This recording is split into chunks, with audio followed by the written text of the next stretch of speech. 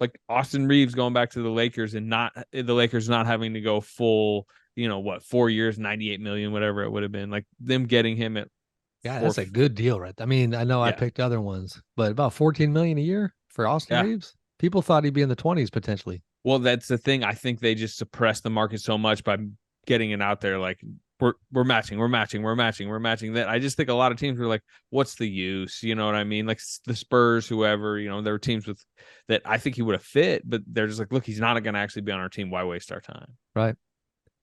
Now the Lakers, I mean, how about I know Cats will find me with the Lakers swear jar, but how about the Lakers trade deadline followed by the Lakers offseason?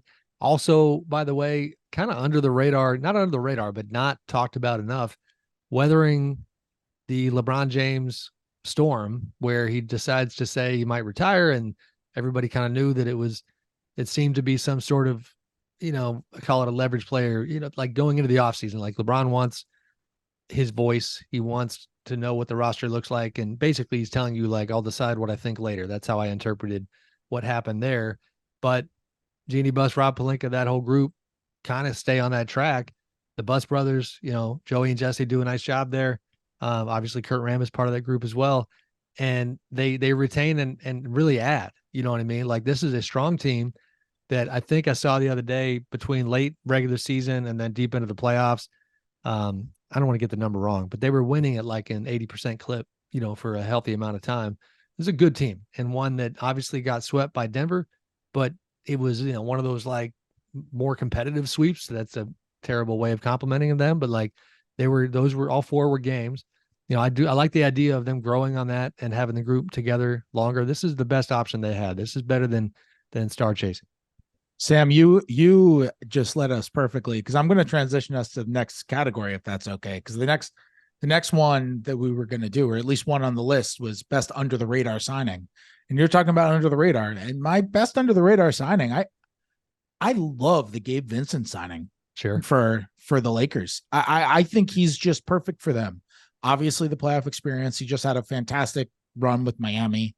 Maybe I'm playing fast and loose with under the radar, considering it's a guy who just went to the finals and then signed with the Lakers. But like Gabe Vincent for basically the mid-level, like they need an extra ball handler.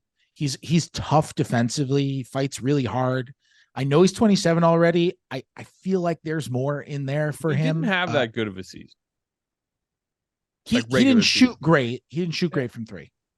He had a good playoffs. I would just say on that one, I'm not necessarily like I think he's going to fit, and like especially if he shoots the three, that's good with LeBron. But better or worse than Dennis Schroeder, because like Dennis Schroeder was key for them. Like he was very good at key moments of that playoffs, and like that's basically. I mean, first of all, he comes in about $3 million a year less than Dennis ended up getting in Toronto.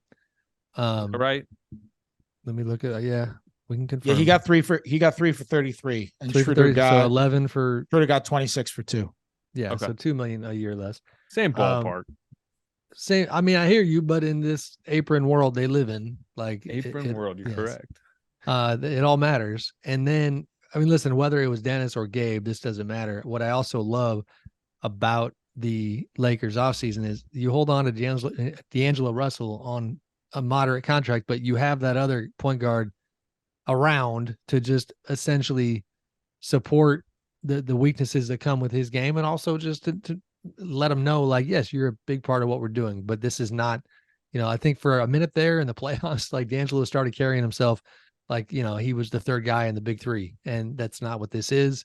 They have depth, they have optionality, they have different skill sets, and they have a guy in Gabe who is going to be hungry because he's got, such an underdog story. I mean, it's undrafted guy who came up through the Heat program and who was playing in the G League not too long ago. So I like that in terms of locker room dynamics and rotation stuff. I like that that kind of compliment. What do we think about the Heat just kind of letting him and Max Strus get away? It was big money, Strus particularly going to Cleveland, which is another deal.